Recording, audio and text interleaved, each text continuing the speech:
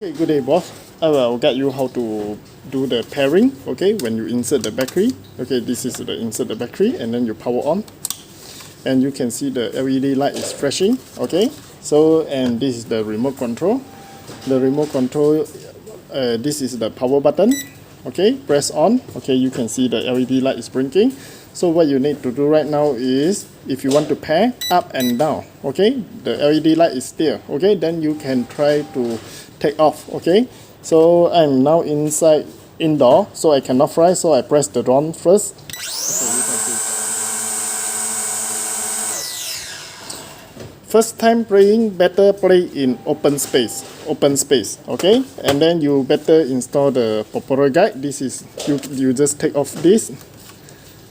Okay, this one just press and take it out. Okay, and then you install the propeller guide here. Okay, take out all these four, so you can have a safe playing the drone. Okay, thank you.